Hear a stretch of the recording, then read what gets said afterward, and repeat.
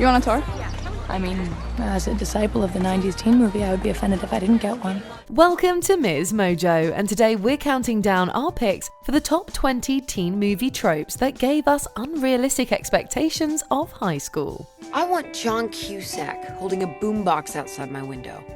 I want to ride off on a lawnmower with Patrick Dempsey. For this list, we'll be looking at the high school movie cliches that we anticipated and maybe even dreamed of heading into freshman year, only to be hit with reality. If we missed any of your favourite tropes, let us know in the comments below. Number 20. One parent is way too involved. If teen movies are any indication, we should always be having extremely personal talks with our parents. It's just the rumor mill. What's the rumor mill churning out these days? Anything interesting? You know, not really. Well, we don't know about you, but back in high school we rarely shared anything about our personal lives with the parental units. From Stanley Tucci and Patricia Clarkson's cool parent vibes in Easy A, or Larry Miller's pregnant belly pushing dad in 10 Things I Hate About You, teen movie parents are always up in their kids' business. No drinking, no drugs, no kissing, no tattoos, no piercings, no ritual animal slaughters of any kind. Oh God, I'm giving them ideas. In real life, teenagers might share their thoughts and feelings with their parents, but topics like their dating lives, sex lives, and high school drama stays pretty tight-lipped. Do you guys need anything? Some snacks? A condom? Let me know. Number 19. Is anyone going to class? Sawyer, guess what today is? Ouch. Lunchtime, Paul? So what's the question? Think about your favourite scenes from your favourite high school movies. You might think of the prom scenes from 10 Things I Hate About You or She's All That, or maybe you think about the Halloween party in Mean Girls. However, we're willing to bet none of you think of the scenes that actually involve any teenagers going to class. Who are you guys? Wait. Don't tell me you're medieval Barbie? Get over it. We're Rosalind and Orlando. Shakespeare? Now, there are notable exceptions, such as the math class scene in Mean Girls or Cher and Dion in gym class in Clueless.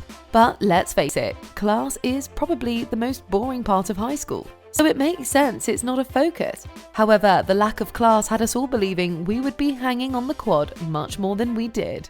Is that true? No. Oh, you are so bad. Number 18. Taking down the popular kids. Who are they? Rose Hill's Royal Court. The cream of the incredibly entitled crop.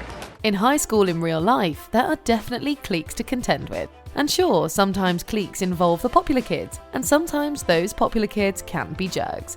But if you just had teen movies to go by, you would think there was a lot more clique warfare in high school than there actually is. And it's almost always the nerds trying to take down the school's elite. Regina George is an evil dictator. Now, how do you overthrow a dictator? You cut off her resources. This conflict usually arises between teen girls, such as the central spats in movies like Mean Girls and Sleepover. But boys can get in on the action too, like the nerds versus O'Banion in Dazed and Confused. Sometimes the conflict even crosses genders. Here's looking at you, John Tucker Must Die. So, what are you girls up to? Just drawing a man. Ooh, who do I make my check out to? Number 17. Spike in popularity. Popularity isn't usually quite as coveted in real life as it is in most teen movies, but when someone does achieve genuine popularity, it usually comes gradually. Cinematic popularity, however, comes in much more quickly. My, aren't we trend-setting this morning? You know, this is so weird. Everybody looks like me. Think of the trajectory of most of your favorite teen movies. In Mean Girls, Katie usurps Regina as the Queen Bee. In The Princess Diaries, the school finds out Mia is a princess and her social capital catapults overnight. Hello, princess! You're the most popular girl in school. Everybody wants to take your picture. Everybody wants to be your best friend. The events of teen movies are obviously more dramatic than our real lives, so it makes sense that big and small moments alike would make for a change in popularity. Still, it made us believe our position in the social hierarchy could change at any moment. Josie, you have totally transitioned. Transition? Yeah, you crossed over. Into our group? So hard to do. People go all through high school trying to transition and they never make it. Number 16. Always partying. think back to how you spent your time in high school. You're probably remembering a healthy mix of homework, hanging out with friends, sporting events, and the like.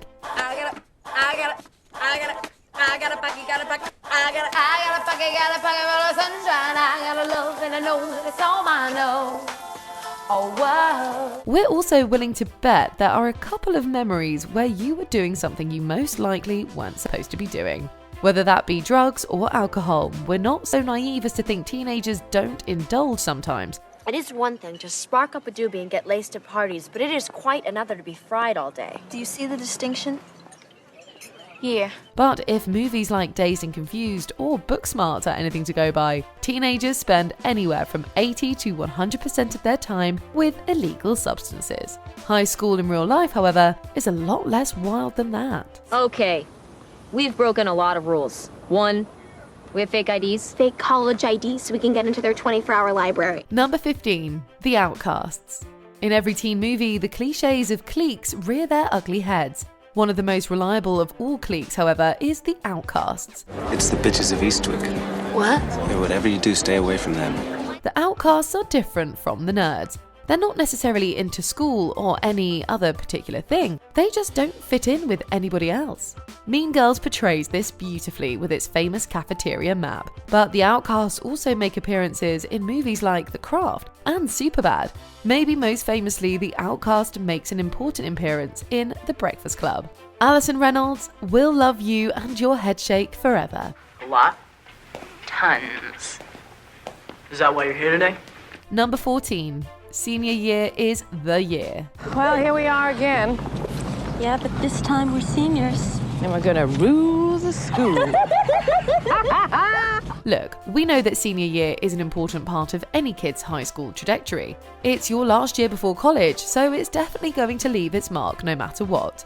But we're a little confused about how much emphasis is placed on senior year in the teen cinema canon. I'm going to experience a seminal fun anecdote, and we are going to change our stories forever. In movies like Booksmart, teenagers lament time wasted and try to cram all of their teenage experiences into 1 year, or sometimes even one night. From what we remember about high school, we had plenty of formative experiences outside of senior year. It's absolutely possible to make a movie about freshmen, sophomores, or juniors, so why don't more filmmakers do it? What is wrong with everybody? These are memories frozen in time, people! Number 13, the cafeteria seating arrangement. Watching Mean Girls in 2004, you'd think that where you sat in the cafeteria would define your high school life for good. Now, where you sit in the cafeteria is crucial because you got everybody there. You got your freshmen, ROTC guys, preps, JV jocks. This, however, is not the case. Yet still, some teen movies still revolve around the idea that cafeteria seating is emblematic of your social station. In the movie Sleepover, the main characters make an entire bet revolving around where they'll be able to sit in the cafeteria. This is all your fault. My fault? You were so sure we'd win. You gave away our spot. Let us know how the dumpster tables are. I hear they have gum on them. And other unmentionables. This trope also treats the seating arrangement like it will be forever permanent. And yet, we distinctly remember moving around at lunchtime and not being stuck to any seat in particular. Oh, and we moved down for share. Hi. No, tell me more. Number 12. Teachers are an entirely different species. This is amazing. You're amazing. You're 20, right?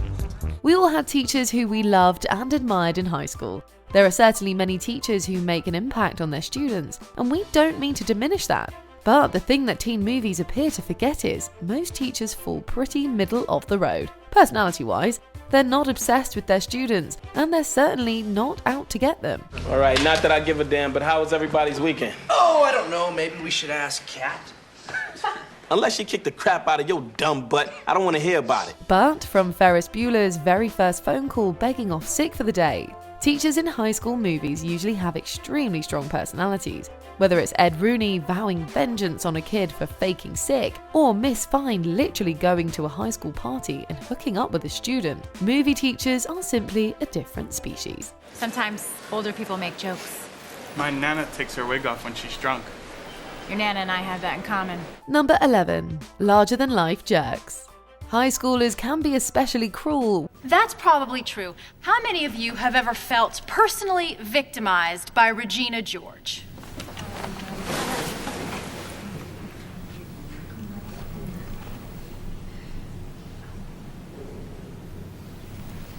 Good. While we're certainly not saying that jerks like these don't exist, we do think high school movies exasperated our fear for them to a point that was a little unrealistic. Teen movie jerks such as O'Banion in Dazed and Confused or Marianne Bryant in Easy A seem to have personal vendettas against particular people. Olive Pendergast. We need to pray for her. Amen. But we also need to get her the hell out of here. Amen. While bullies surely can decide to just pick on one person, high school movies had us believing that they only ever pick one person, and always in the most heinous way possible. It's usually a lot more complex than these movies let on. I made some really bad choices this year. I let social politics overcomplicate things that should have been extremely simple. Number 10. Bye bye bye virginity. Have you ever done it with a normal person? Didn't we already cover this? You never answered the question. The average age most people lose their virginity is roughly 17 years old, so it's understandable that teen movies spend a good amount of time talking about sex. However, high school cinema also would have you believe that losing your virginity is the ultimate goal for most teens. How the hell am I supposed to become this Mr. Sensitive Man? You know we're all gonna go to college as virgins. You realize this, right? I mean, they probably have special dorms for people like us. American Pie is probably one of the worst offenders of this trope, but it's present all over the genre. Some movies update the stakes a bit, such as the Easy A scene where a student fakes losing their virginity to avoid rumors about their sexuality. But ultimately, the focus on the loss of virginity feels a bit more pronounced than it is in real life. Are you a virgin? Yeah. Really? Look, I'll get it tattooed on my forehead, okay? Number 9. Ivy League. Harvard, Yale, Stanford. If teen movies are anything to go by, high school students are applying to these schools, and these schools only. However, in real life, most students do not attend Ivy League schools for a variety of reasons. Simple. No Fiona, no money for Princeton. That sucks. One of the worst offenders of this trope in recent memory is 2019's Booksmart. The main characters, Molly and Amy, have abstained from partying in high school to get into Ivies. They come to find out that the kids who partied also got into Ivies. But the irresponsible people who partied also got into those colleges. They did both. So? So we messed up. We didn't have to choose, they did both. While this most likely played as a bit of a joke to spark the plot's main action, it's also absolutely ridiculous. Just the perfect encapsulation for this trope at work. I'm not going to college. I got recruited to go code for Google. I mean, it's not Apple, but the bennies are pretty tight, man, and it's mid-6 figures, so I'm not complaining. Number 8. Love Triangle. Edward? If you ever touch her against her will again! Don't do this She's here. not sure what she wants. Don't do this Let me here. give you a clue. Wait for her to say the words. Fine. And she will. High school dating can be super dramatic, there's no doubt. And especially at a smaller school, it's possible you and a friend might start crushing on the same person. But the over-the-top love triangles that capture our attention in movies like The Half of It and The Perks of Being a Wallflower usually don't occur in reality. Mary Elizabeth, I'm so sorry. If high school cinema is anything to go by, we would also be falling in love with new people, and our love lives would forever be overlapping. While that might sustain a good dramatic plotline, it's not so feasible in real life. You're a designer, I'm vintage. You've got a mansion, I have a 5-floor walk-up. You're snotty little Miss Cranky Pants, and I go with the flow.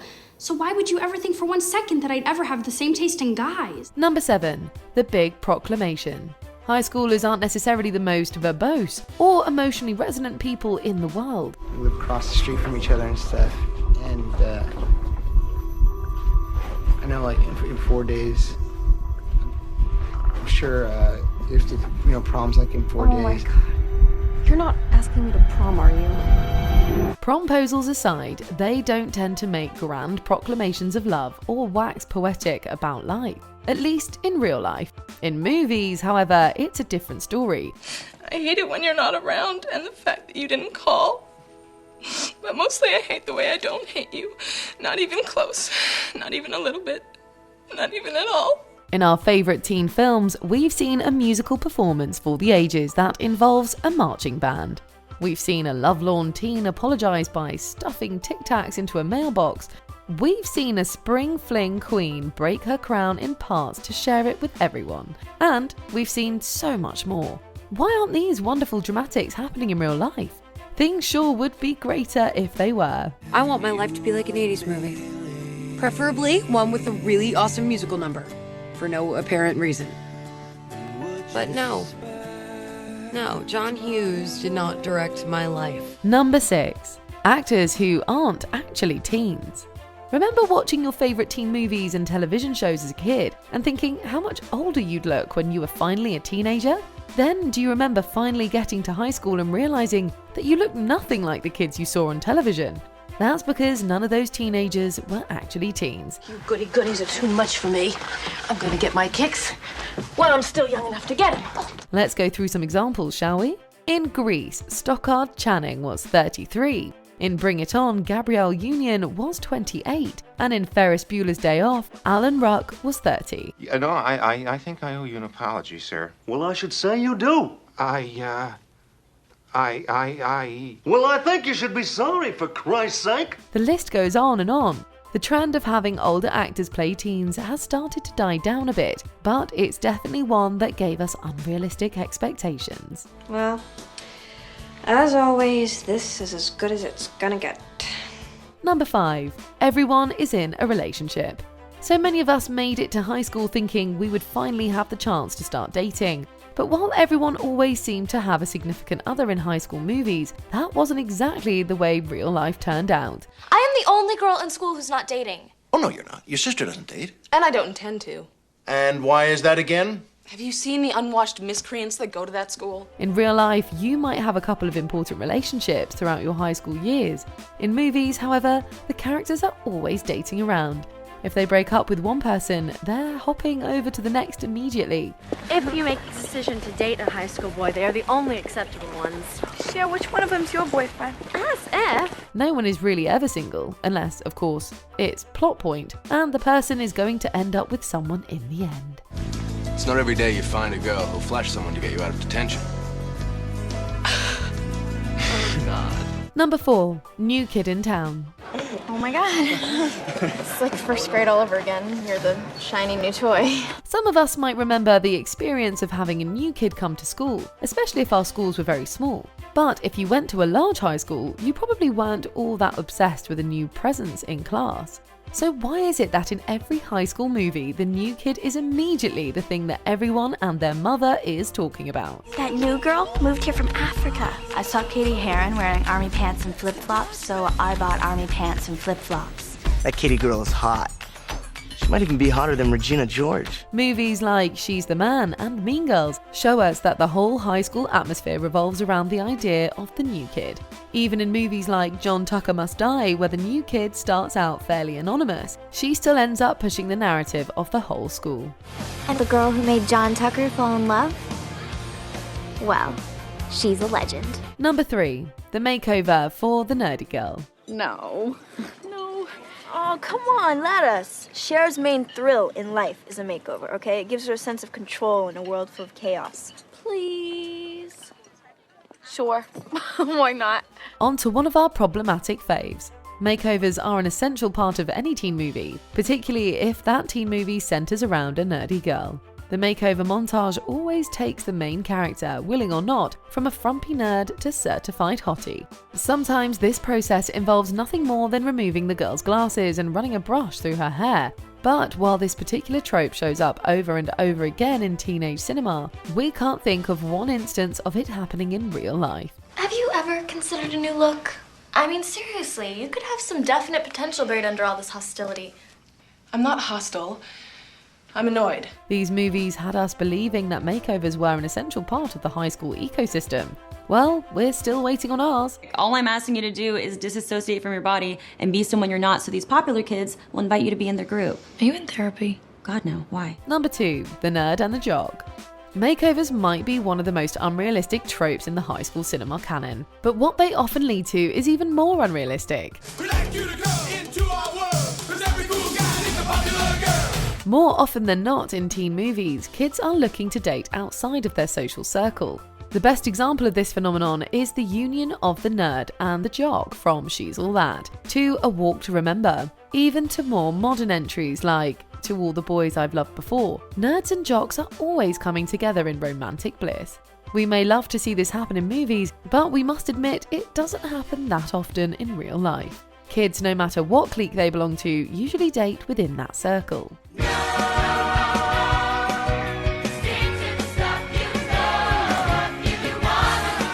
Before we continue, be sure to subscribe to our channel and ring the bell to get notified about our latest videos. You have the option to be notified for occasional videos or all of them. If you're on your phone, make sure you go into your settings and switch on notifications.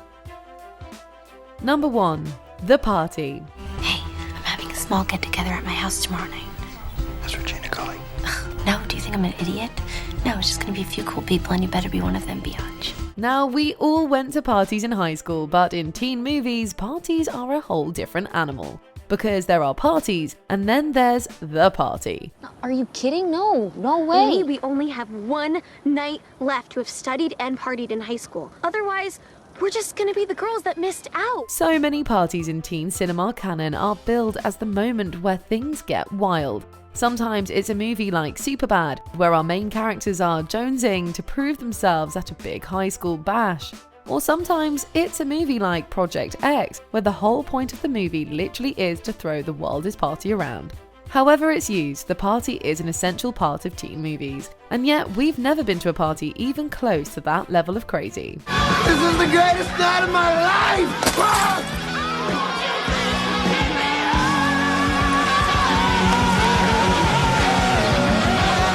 Do you agree with our picks? Check out this other recent clip from MsMojo. And be sure to subscribe and ring the bell to be notified about our latest videos.